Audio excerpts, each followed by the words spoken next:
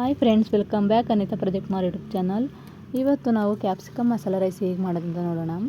ಒಂದು ಬಾಣಲಿಗೆ ಒಂದು 3 ಸ್ಪೂನ್ ಆಗೋಷ್ಟು ಎಣ್ಣೆ ಹಾಕಿ, ಎಣ್ಣೆ ಕಾದ ನಂತರ ಅದಕ್ಕೆ ಸಾಸಿವೆ, ಸ್ವಲ್ಪ ಜೀರಿಗೆ, ಒಂದು 4 ಒಣಮೆಣಸಿನ್ಕಾಯಿ, ಒಂದು ಮೀಡಿಯಮ್ ಸೈಜ್ ಈರುಳ್ಳಿ ಹಾಕ್ಬಿಟ್ಟು ಚೆನ್ನಾಗಿ ಬಾಡಿಸ್ಕೋಬೇಕು. ಈರುಳ್ಳಿ ಕಲರ್ ಚೇಂಜ್ ಆದ್ರೆ ಸಾಕು.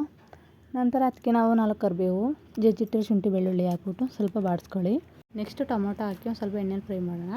ನಂತರ ಇದ್ರ ಜೊತೆನೇ ರುಚಿಗೆ ತಕ್ಕಷ್ಟು ಉಪ್ಪು ಹಾಕೋಣ. ನಾನಿಲ್ಲಿ ಒಂದು ಸಣ್ಣ ಸ್ಪೂನಲ್ಲಿ 1 ಸ್ಪೂನ್ ಆಗೋಷ್ಟು ಉಪ್ಪು ಹಾಕಿದ್ದೀನಿ. ಉಪ್ಪು ಹಾಕ್ಬಿಟ್ಟು ನಾನು ಸ್ವಲ್ಪ ಬಾಡಿಸ್ಕೊಬಿಟ್ಟು, ನಂತರ ನಾನಿಲ್ಲಿ ಒಂದು ದಪ್ಪದ ಕ್ಯಾಪ್ಸಿಕಮ್ ತಗೊಂಡಿದ್ದೀನಿ.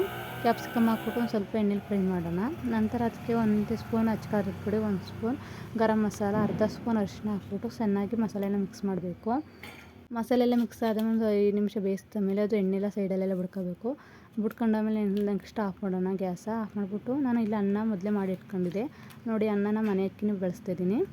ಅನ್ನ ಹುಡಿಯಾಗಿರಬೇಕು. ನಂತರ ಅನ್ನನ ಮಸಾಲೆಗೆ ಬೆರೆಸ್ಬಿಟ್ಟು ಲಾಸ್ಟಲ್ಲಿ ಒಂದು ಅರ್ಧ ನಿಂಬೆಹಣ್ಣು ಹಾಕ್ಬಿಡಿ, ಒಂದು ಸ್ವಲ್ಪ ಕೊತ್ತಂಬರಿ ಹಾಕಿದ್ರೆ ರುಚಿಯಾದ ಕ್ಯಾಪ್ಸಿಕಮ್ ಮಸಾಲ ರೈಸ್ ರೆಡಿ. ಈ ವಿಡಿಯೋ ಇಷ್ಟ ಆದಲ್ಲಿ ನಮ್ಮ ಚಾನಲ್ಗೆ like, share, comment and subscribe ಮಾಡಿ ನಮ್ಮ ಚಾನಲನ್ನು ಸಪೋರ್ಟ್ ಮಾಡಿ. ಎಲ್ಲರಿಗೂ ಧನ್ಯವಾದಗಳು.